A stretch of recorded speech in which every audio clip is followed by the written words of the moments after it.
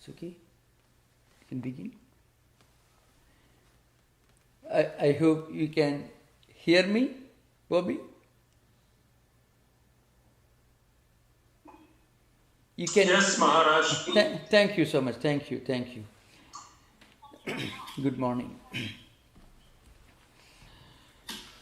Om Dyo Shanti Randariksham Shanti Prithvi Shanti Apashanti Roshadhaya Shanti Vanaspataya Shanti Vishwe Deva Shanti Brahma Shanti Sarvam Shanti Shanti Reva Shanti Sama Shanti Redhi Om Shanti Shanti Shanti. Peace is in heaven, may there be peace on earth, in the sky, and for all life everywhere. May the waters, the herbs, and the trees shower peace on us. May all dwellers in all worlds be filled with peace. In the supreme reality, there is only peace. Let everywhere, everything be filled with peace. Om, peace, peace, peace. So today our topic is something very interesting. We are going to discuss a very interesting subject which is in many ways very unique in the history of spirituality and religion, especially in America and in the West. Shanti Ashrama was founded in the year 1900 by a monk who came from India, who was a disciple of Sri Ramakrishna, and he was a brother disciple of Swami Vivekananda, who came here to attend the Parliament of Religion in 1893, and his name was Swami Tattwamayananda. He was born in the year 1863, January 3rd, and he passed away in the year 1922. His name was Harinath Chattopadhyaya. He was born in a village not far from the city of Calcutta in India, and he was deputed to California by Vivekananda to start a Hindu monastery, and he came to San Antonio Valley and established a monastery in the year 1900.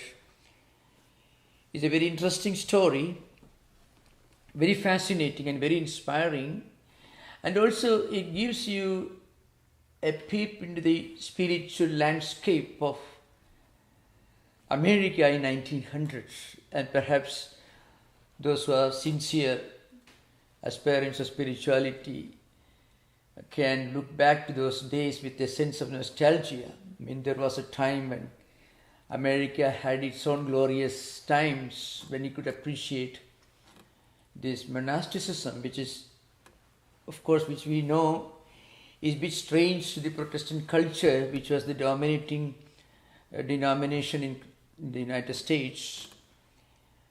But still Americans embraced this spiritual ideal, this monastic ideal with all enthusiasm, and became the Swami's disciples and lived in Shanti Ashrama, about 88 miles away from San Francisco, very remote place where the nearest railway station was far away, the nearest post office was 6 miles away, no water, no electricity, no lightning, nothing. So that's the subject we are going to discuss today. And now, please watch closely. You can see some of the pictures of the Shanti Ashrama from those days in 1900. You get an idea of how this place looked like in the year 1900. Please remember, we are actually having a look at the picture of the first Hindu monastery established in Western world. Now you can see the photos on the screen.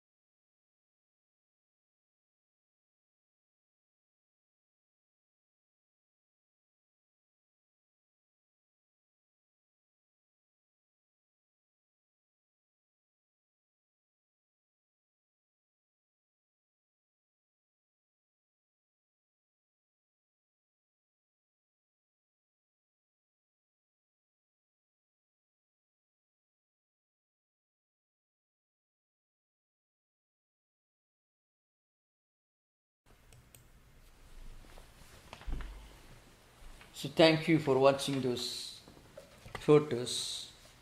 Some of the photos belong to the later years. After Swami Tattwamayananda left Shanti Ashrama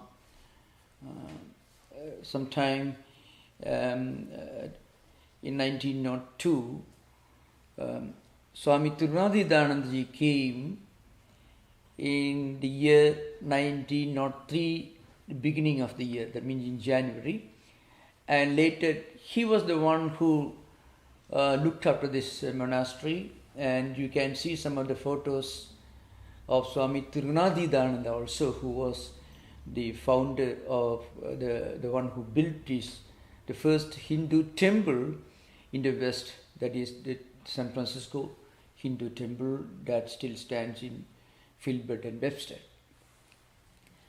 So now coming back to the subjects. As I mentioned, Swami Tattwamayananda was a close disciple of Sri Ramakrishna Paramahamsa, and he was also a colleague, a monastic colleague of Swami Vivekananda. In the year 1899, he left for England on the way to the United States at the request of Swami Vivekananda, who wanted him to come to the United States and help him in his own work here, spreading the message of Vedanta. He spent a short time in England, and then he reached New York first, that is in the year 1899, and then after some time he came to San Francisco. How this happened, we are going to discuss. Swami Tattwamayananda preached Vedanta in New York for some time. Then what happened was, one close devotee of Vivekananda, who was known to Swami Abhedananda also, her name was Minnie C. Book. She owned a huge property, about 160 acres of land in Northern California. And she offered this land to Vivekananda. She gifted this property to Vivekananda. And the plan was to start a monastery in California. And Vivekananda asked his colleague, his monastic colleague, Swami Tattwamayananda, to go to Northern California, San Francisco, and start a monastery there. It is the will of the mother that you should take charge of the work there. That was what Vivekananda told Swami Tattwamayananda. Then Tattwamayananda replied. It's a very interesting discussion, dialogue between these two great monks. Don't trouble yourself about lecturing. You just live the life. Be an example to them. Let them see how men of renunciation live. That is the final instruction that Swami Vivekananda gave to Swami Tattwamayananda. So, on July 4th, 1900, Tattwamayananda left for Northern California. He left New York by train, and he reached here.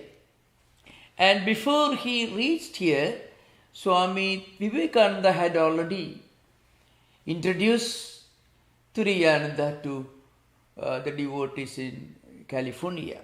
I will send you a real Hindu monk who lives what I talk about. That was Vivekananda's introduction of Swami Tattwamayananda to the devotees of Northern California. He was a very ascetic person, very ascetic monk who was a bit different from his successor, Swami Tattwamayananda, and in a way his predecessor, Swami Vivekananda. Swami Vivekananda was a great spiritual personality. He was engrossed in meditation. At the same time, he was a dynamo of energy, a source of inspiration. Continues to be an inspiration to our own times. And Turiyananda's successor was Swami Tirunadithananda. He was more of a man of action, a great spiritual missionary he was. So he, in fact, today what you see in San Francisco is essentially an expansion of the work originally done by Swami Tirunadithananda, who was the successor to Swami Turiyananda. The old temple, and in fact the founding of the reorganization of the Vedanta Society of Northern California, San Francisco, all these were essentially the great work, contributions of Swami Tirunadithananda. But Swami Turiyananda was essentially a man of meditation and contemplation. Now, how this happened is a very interesting story.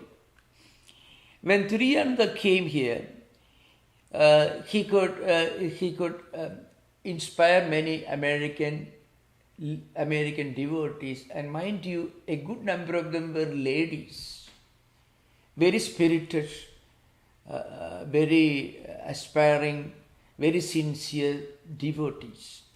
You have to think of those times, Hinduism was almost unknown except to some great transcendentalists like Emerson, Thoreau, Whitman, and maybe the founder of Christian Science movement, those who were working in faith healing, and many of these theosophical movement.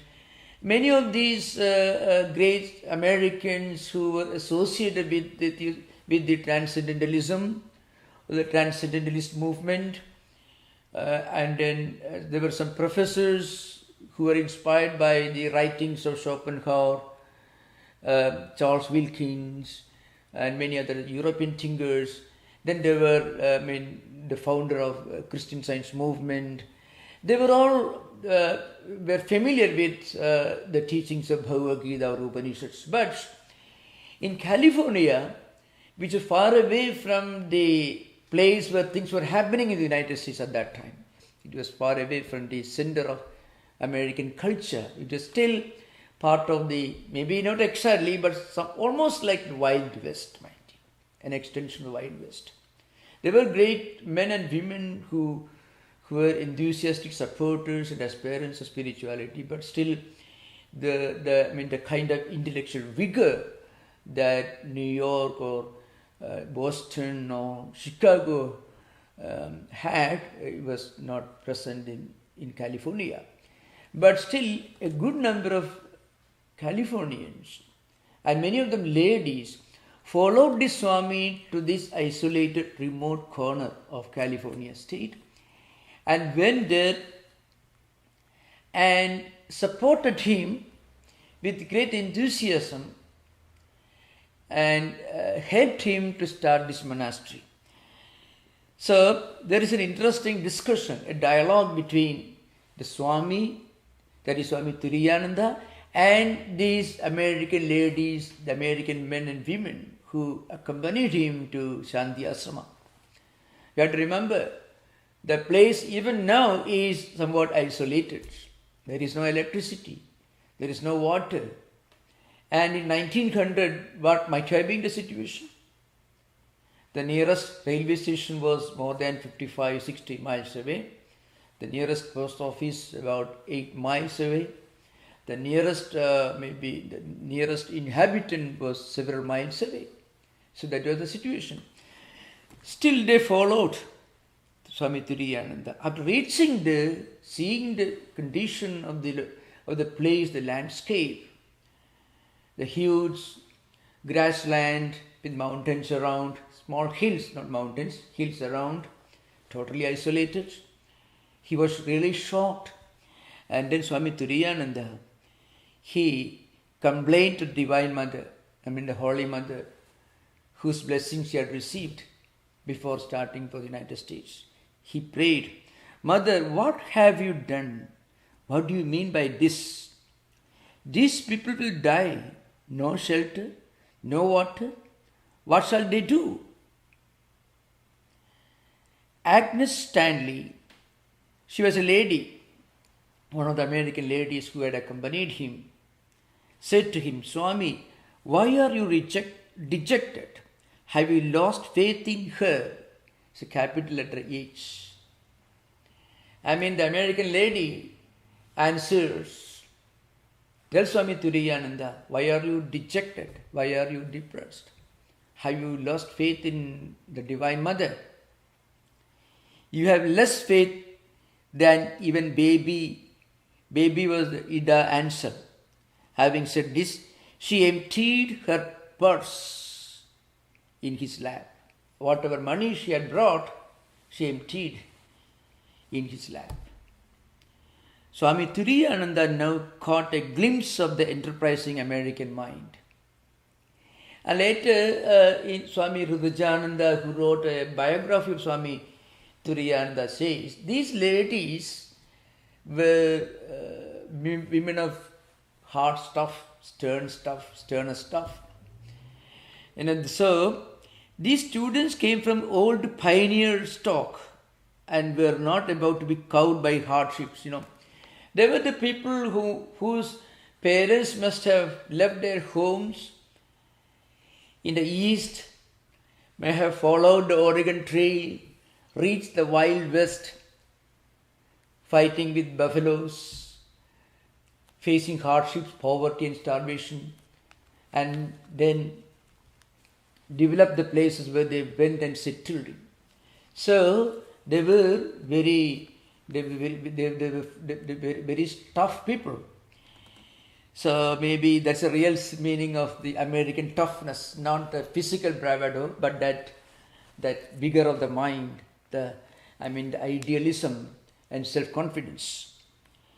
Then Swami Turiyananda replied, you are right, Mother will protect us. How great is your faith. Your name henceforth will be Saddha, one who has firm faith in God. So Swami Turiyananda gave her a new name, Saddha. Saddha means a sense of sanctity, sacredness, strong faith, unshakable, unwavering faith in a great ideal. So that was the name that Swami Turiyananda bestowed on her for making the statement. And now there are many interesting details that you can gather from those days, from the writings, especially Swami Atulananda. Swami Atulananda was a Western disciple of Swami Turiyananda who lived there with Swami Turiyananda. And he is well known for the great work. And he was a close disciple he was a sannyasa, monastic disciple of Swami Abhedananda, but he looked upon Swami Turiyananda as his spiritual mentor.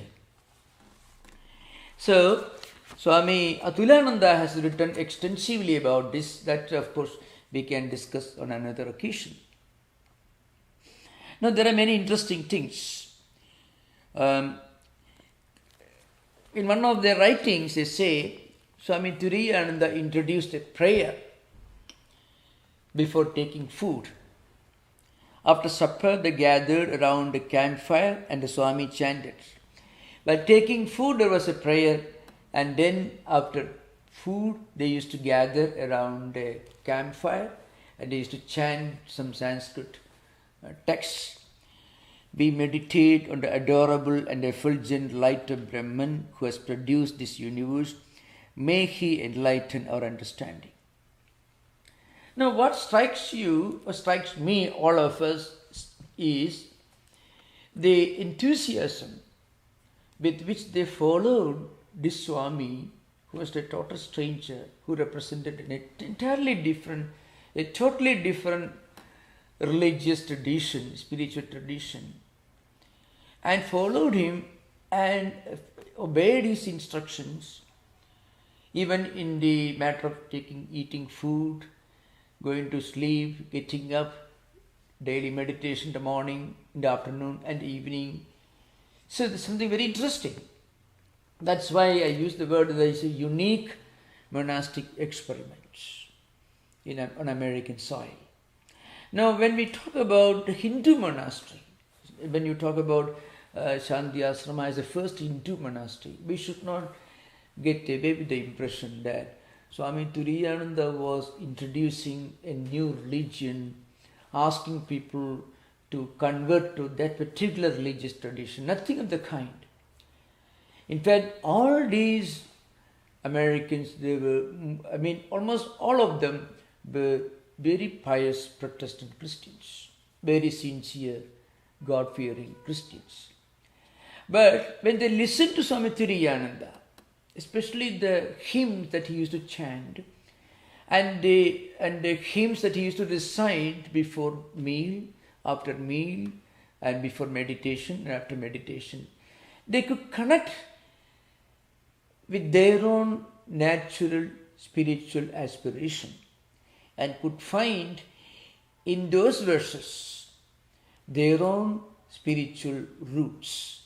So it was the universal spiritual aspiration of humanity that Swami Tattwayananda actually presented to them. That's a very important point to remember. Today when we talk about a person who belongs to another religious tradition coming to a strange land and preaches his religion, we often may misunderstand. He is trying to proselytize, he is trying to convert. Nothing of the kind. They all continued to be pious Christians. In fact, they could relate some of the deeper implications of the teachings of Jesus, the spiritual, universal, humanistic teachings of Jesus, when they listened to Swami Tattwayananda's lectures and his prayers.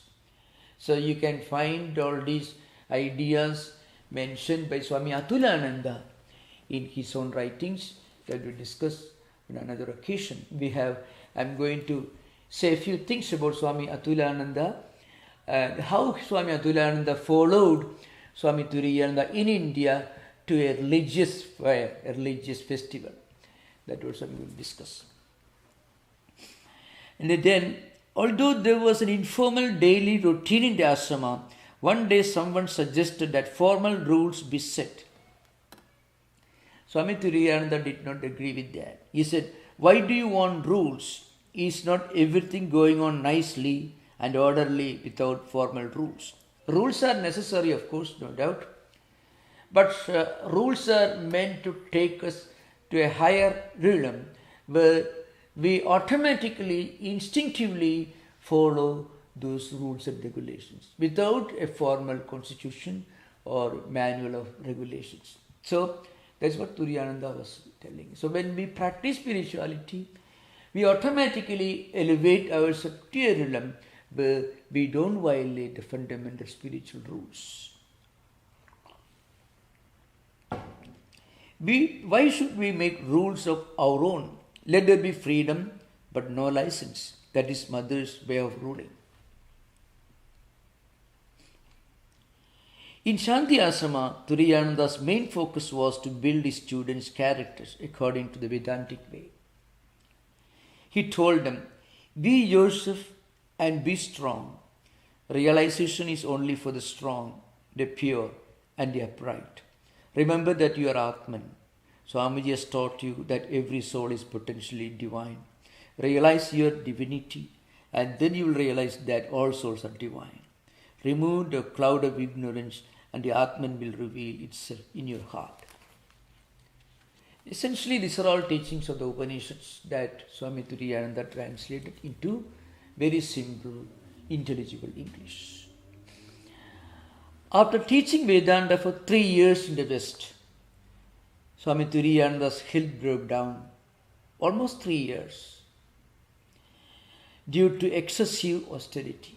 So you can remember, he was born in the year 1863, and this was sometime in 1892, towards the end of in the year 1892. So, of course, first he preached in New York, New Jersey, then he came to Southern California, and eventually he reached here. He must have spent just about less than 2 years in Shanti Ashrama. But hardships of staying alone, practically he was alone in a way, because he could not feel at home in a place where he could not be in the company of his own monastic brothers. That's what we are going to find out in the coming very soon. Swami Vivekananda had already instructed him, a stern instruction, now you forget about India and remain here. But Swami Tattwamayananda was of a different temperament. He wanted to see Vivekananda again. But he had a premonition that Vivekananda was not going to live long. Swami Vivekananda passed away in 1902, July 4th. So, what we are going to find out is that Swami Tattwamayananda had a strong desire to see his monastic elder brother. So he wanted to go to India, and he also wanted to see Holy Mother.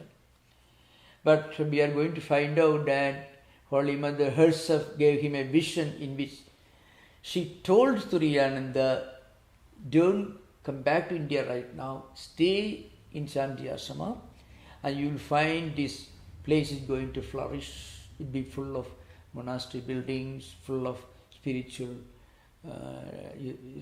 aspirants.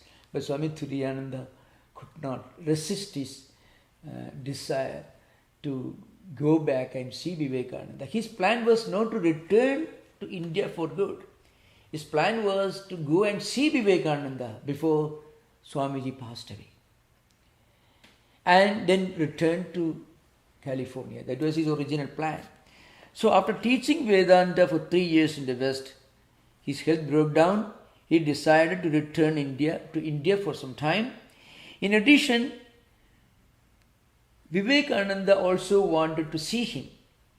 Mecha wanted to give him some further instruction on how to continue the work in the West. Swami Tattwamayananda handed over responsibility for Shanti Ashrama to Brahmachari Gurudas, Swami Tattwamayananda. Swami Tattwamayananda himself was a very great monk. He was in New York when Swamiji came, and then Swami Abhedananda came. So he was a very enlightened person, and he was a great spiritual seeker. Then Swami Tattwamayananda told him, control your passions, anger, jealousy and pride, and never speak ill of others. Let everything be open and free. He gave some final instructions. Now, Swami Tattwamayananda replies, Swami, when you are gone, we'll be like sheep without a shepherd, but I will be with you in spirit. With those, Swami Tattwamayananda left for India. Now, I want to tell you a few things about Shanti Ashrama. Shanti Ashrama later was developed by Swami Tattwamayananda, who was the successor to Swami Tattwamayananda as the minister of the Vedanta Society of Northern California, San Francisco. He came in the year 1903 in the month of January, early part of the month. He was a man of action, and he also continued to be very active in Shanti Ashrama. But later on he decided, Swami Tattwamayananda decided to move his spiritual work to San Francisco. That's about 90 miles away from Shanti Ashrama. And it is said that he put up a path to the top of a Dhuni hill. Dhuni hill, still if you can go there, you will find Dhuni hill. The place where they have put Swami Tattwamayanandaji's and Tattwamayanandaji's ashes. It's a sacred place where people normally go and meditate during the retreats. Now, in the year 1952, there was a huge fire in that area, which consumed all the cabins. There were almost 14 cabins there, small wooden cabins. Some of them were used originally by Swami Tattwamayanandaji's disciples, American disciples. They were all burned to ashes. They were all consumed by fire, except the shrine building, where Swami Tattwamayananda himself used to meditate on Sri Ramakrishna. So there was a small wooden cabin, which was used as a shrine by Swami Tattwamayananda and later on by Swami Tattwamayananda, who passed away in the year 1915. Now in 1952 there was a huge fire, and all these cabins except the one originally used as a shrine from early days, all other cabins were burned, consumed by fire. Now something equally miraculous happened last year. There was a huge fire, as you know, in San Antonio Valley. That's last year. But the original building that goes back to Swami Tattwayananda's days in 1900, it remains still intact. In fact, you could have seen that the picture of that cabin when we showed those photos. The one which looks new now because we have already done a lot of repair work and we have plans to do further. So that is the story of this Shanti Ashrama. Very, very inspiring story.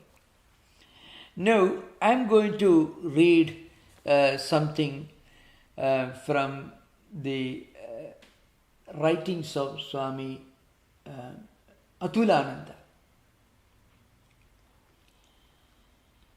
It's a very interesting quotation from his writings, Swami Tattwamayananda,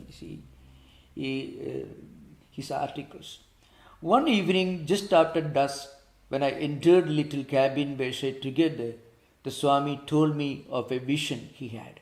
Swami Tattwamayananda is narrating an incident that took place in Shanti Ashrama when Swami Tattwamayananda was still living there. It was close to the time when he was planning to leave Shanti Ashrama and return to India.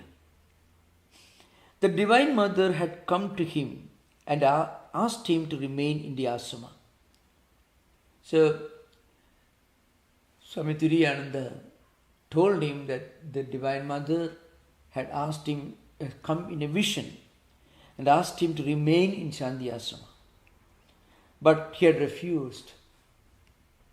And then she told him that if he stayed in the ashrama, the work would grow rapidly and many beautiful buildings would be erected. Still he had refused. At last he showed him the place full of disciples. Let me go to Swamiji first, he had said. And the mother vanished from his side. The vision disappeared. Then Swami Tattwamayananda, after narrating this incident, this vision, he said, I have done wrong, but it cannot be helped now. So this is how Swami Tattwamayananda left the place. Now, in this book by Swami Tattwamayananda, you can see something very interesting.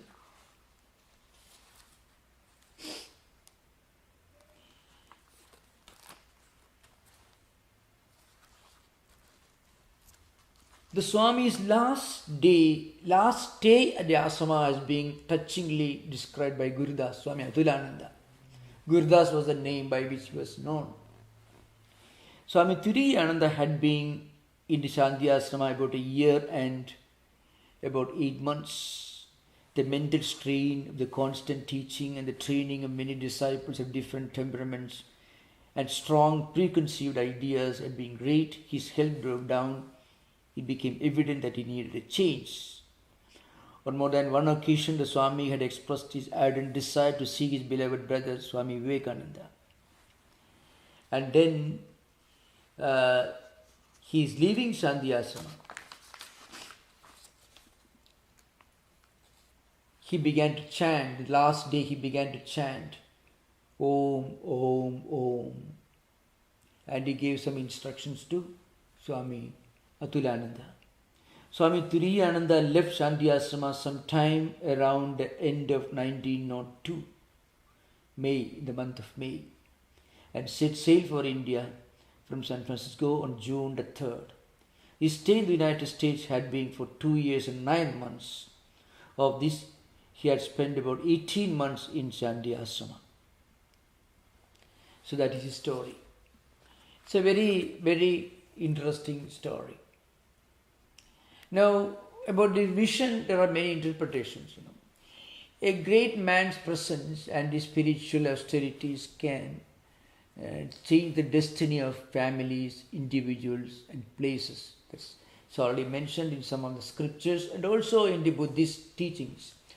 There are teachings from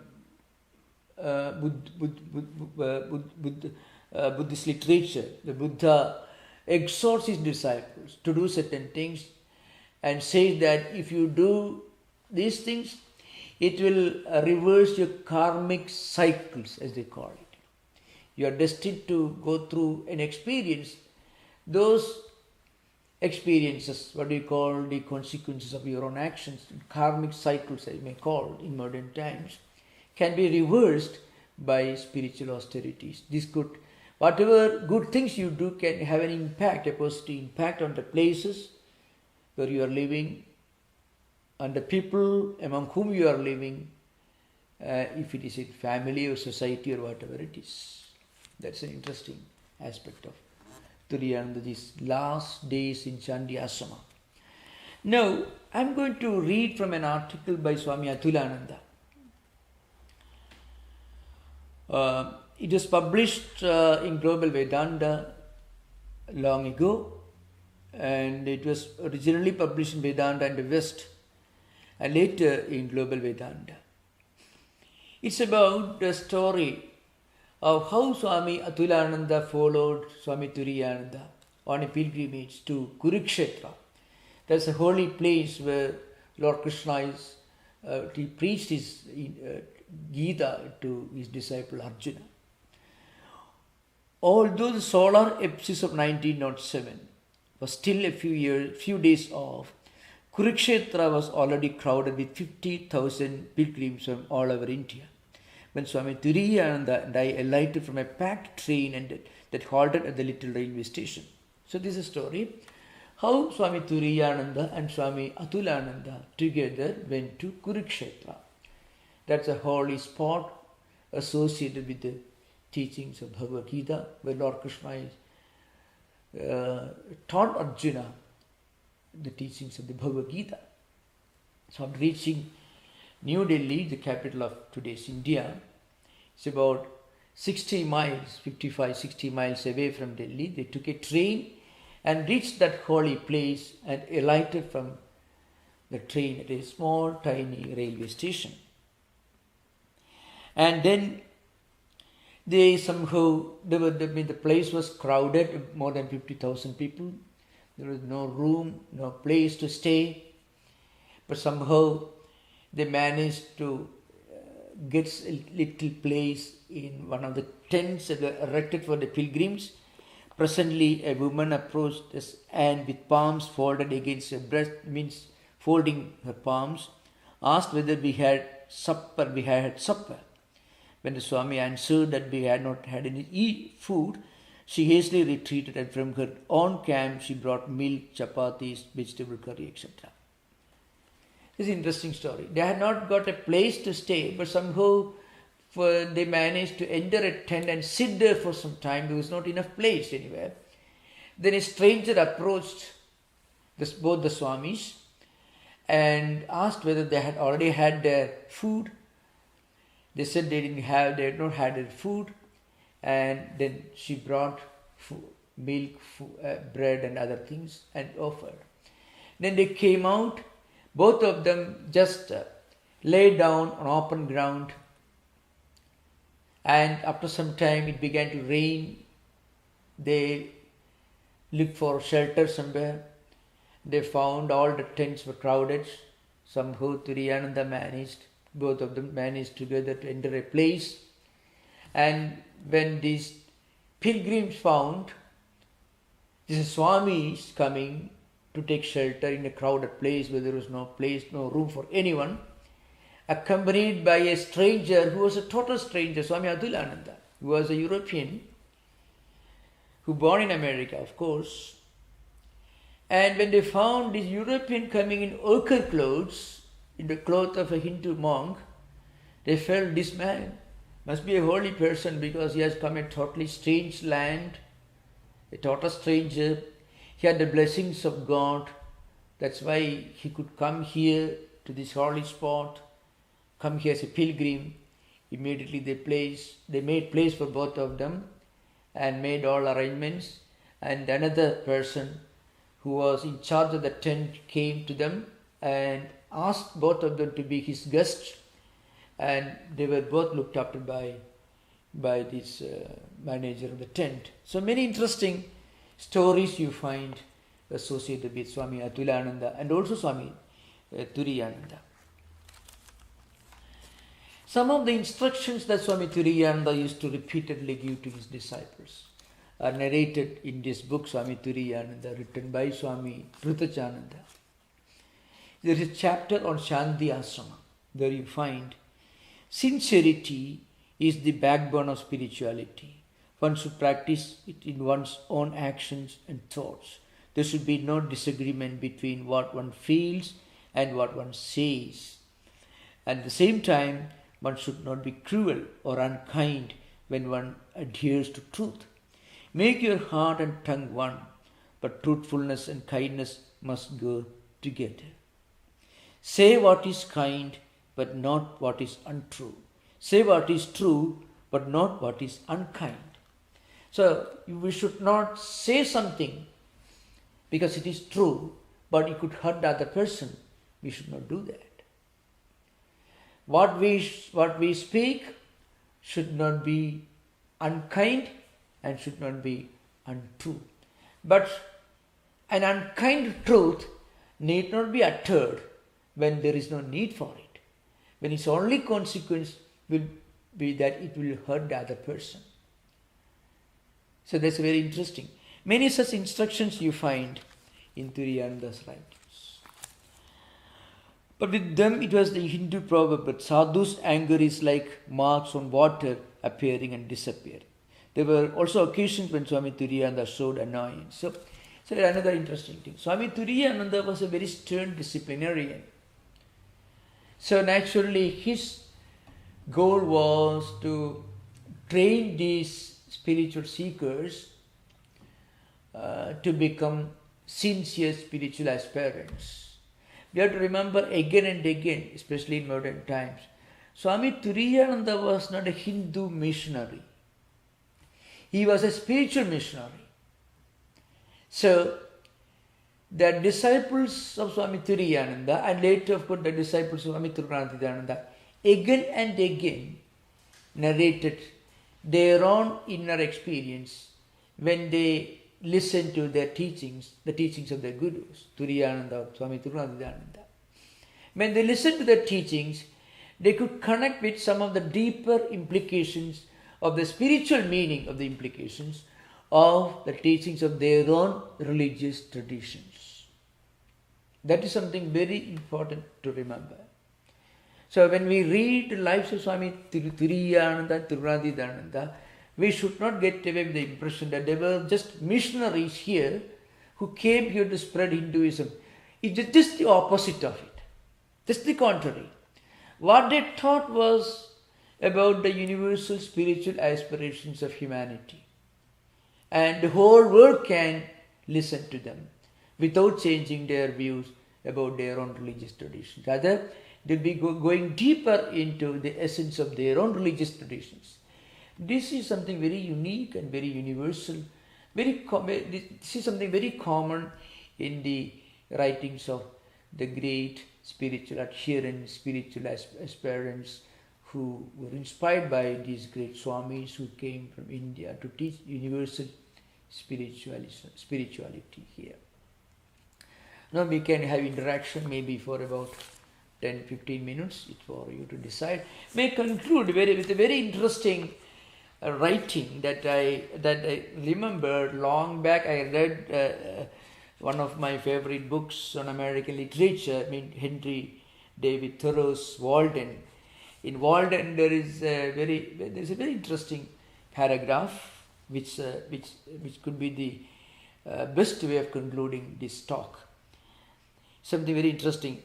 Every man is the builder of a temple called his body to the God he worships after a style purely his own, nor can he get off by hammering marble instead. We are all sculptors and painters, and our material is our own flesh and blood and bones. Any nobleness begins at once to refine a man's features, and any meanness or sensuality to imbrute them. So, if you want an explanation as to why and how these American ladies, that too not in Boston but in San Francisco, which was certainly San Francisco those times were not the most exotic happening place it is today in the whole country. It is the opposite of it. The great places where intellectuals gathered and discussed philosophy and religion and spirituality were Boston, Chicago, New York, and so on. These are the places where the Theosophists went and discussed philosophy and spirituality. The Christian Science movement had its great influence, and so on. So, San Francisco of our times would become a reality only 50, maybe 60, 70 years after all this happened. Remember, that's so. At that time, how these people responded to Swami Tattwamayananda, the raw spiritual aspiration that is an inbuilt natural instinct of every sincere soul. That's why Thoreau writes, every man is the builder of a temple called his body to the God he worships after a style purely his own, nor can he get off by hammering marble instead. It's a very universal meaning. Any person can open his eyes, open his mind and connect with the great spiritual ideas of Swami Tattwamayananda. That's the real explanation. Of course, if you take a historical perspective, you have to talk about Emerson, Thoreau, Whitman and others who actually prepared the spiritual landscape of America, prepared the mindset of Americans to listen to the universal spirituality of Swami Tattwamayananda. But that is historical explanation. But the psychological explanation is every human being has within him or within her that inbuilt raw spiritual hunger. And when they listened to Swami Tattwamayananda, they could relate it. Whatever tradition, religious tradition they might have belonged to, they could connect with the eternal spring of the spirituality of their own tradition, their own holy books, holy scriptures. That is the only rational explanation that we can think of. So thank you. Now we will have interaction. Most welcome. Thank you. Thank you, Swamiji. This is Bobby. I found that very inspiring, and I have a question. Yeah. During our annual retreats at Shanti Ashrama last Saturday in April every year, except for this past year due to the conditions, and the year before, yes, no. Anyway, when we go to those, there's often an enlargement of a newspaper article from those years, from the general press in San Francisco, one of the defunct newspapers that were here. Yeah. And it's a rather sensational treatment that exoticizes the situation. Yeah. But what struck me about that article, and I marvel over it every time I see it, is that there seems to be some sort of ambient admiration for what's going on there. And I wonder if that's your impression also, as you refer to the landscape already being established in America to receive these unusual newcoming ideas with equanimity. Yeah, that's true. In fact, 2 weeks after Swami Tattwamayananda set up the Shanti Ashrama, a reporter from San Francisco Chronicle came to this place looking for some details, more information. And people were talking about this strange group of people going alone into a lonely, remote place to meditate and to read scriptures and to contemplate and so on. So an article was published in the San Francisco Chronicle on Sunday, August 26th, 1900s. Sunday, August 26th, 1900. So it seems that sometimes reporters did come to Shanti Ashrama to get information. So in those days, remember, things were still unknown, so they were very curious to know. Today, people will be more curious to know if you start some kind of an exotic electric car or some sort of, suppose somebody invents a new machine that can take you to space tomorrow, there will be a huge press conference. But if some new spiritual movement, meditation, contemplation becomes popular, you won't find a newspaper reporter coming banging on the door. You don't find. Maybe that explains the change. In some ways, I would say, if you don't mind, in terms of culture, perhaps we have come backward. In terms of science and technology, we have gone forward. But in terms of certain higher values, appreciation for certain values, we have come backward. I don't know. That's what it looks like. In fact, maybe this. In fact, the culture of science and technology can become more beautiful, more enjoyable if it can be refined with the help of some spiritual, contemplative, meditative values. But because in everything is unfortunately becoming some kind of exotic commercial entity, everything judged by its immediate, tangible, practical usefulness in our everyday life. But those times, those were the days when the theosophical movement was active, transcendentalists were active still, and people were still reading the journal.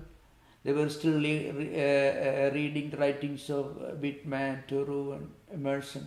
Today also people read, but mostly the university is a part of a thesis, which again is meant for getting a job, which again ensures a good remuneration, salary, and again, so everything is somehow linked to the crude practicality, what you may call the tyranny of the practical, as they call it. That's the problem. Those days, these people never bothered.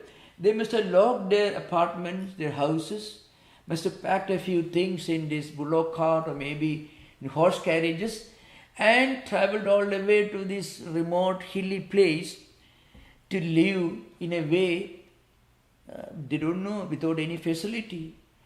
They had to dig their own well, they had to bring water from distant places, there was no post office. And these ladies and gents both together working hard day and then meditating. You can imagine. So, that's true. So that's why newspaper reporters came, because you have to remember, many of the important proceedings of the Parliament of Religion were flashed all over America in the big print media in those days. Today you don't find New York Times or San Francisco Chronicle publishing long articles on spirituality, Kant or Hegel or Vedanta. You don't, Sermon on the Mount, you don't find it. But the big articles on some exotic new car that's going to be introduced in the next in a matter of 1 month or 2 months, something. Wow, how wonderful it is. So you cannot blame anybody or anything, but the point is, that's the trend. So sometimes when we read about the self-sacrificing, the unselfish spiritual aspirations of Americans of bygone days, it can be an inspiration for our own times. That's what I feel. Yeah. Thank you, Swamiji. Yeah.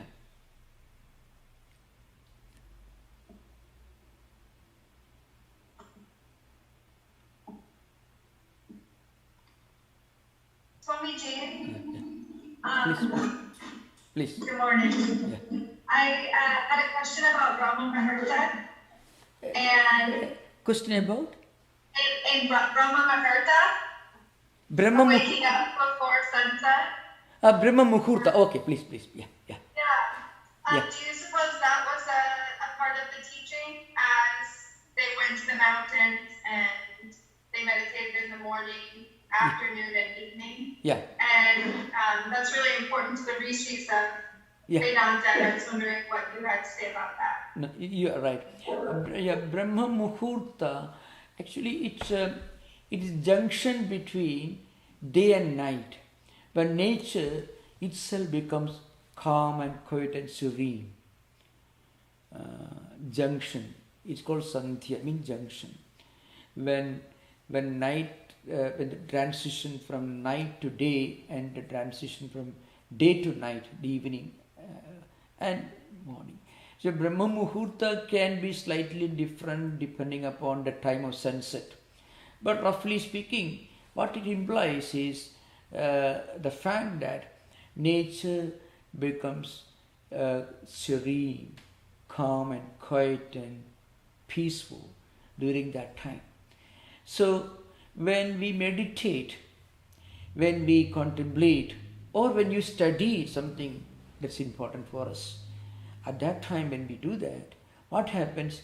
The natural serenity of nature will help us to go deeper into meditation, recitation of scriptures, study of scriptures, or even if you're a researcher, if you do something at that time, you can find you can concentrate more easily. So nature will assist us in concentrating, focusing, greater intensity on whatever we are doing. That is the explanation. Yeah. Thank you. Thank you.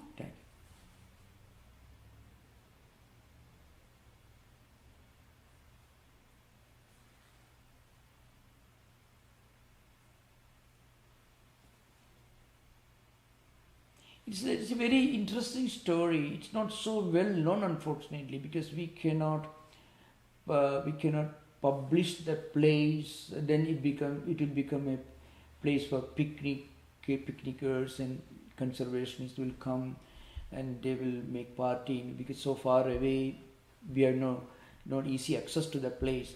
So still every year on the last Saturday of April every year we hold one full day retreat. So hopefully next year we'll be able to do that. Last year and also this year we couldn't do because of this pandemic, COVID related restrictions. So you are most welcome to attend the next retreat, the next year, 2022, April, the last Saturday of April. We hold a retreat. We will have a puja, a worship, meditation, devotional music, and then of course devotees will bring their own lunch, and we'll provide snacks. There will be some short talks on different subjects, mostly focusing on the teachings of Swami Tattwamayananda, generally on Vedanta subjects. And the whole program will be over by about 6 o'clock. So they all start. We can't do anything more than that because of obvious restrictions. Yeah.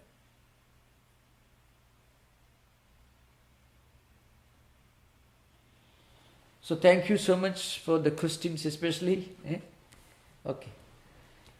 Om Shanti Shanti Shanti. Harihi Om Tatsat. Sri Ramakrishna Arpanamastu. Om peace, peace, peace.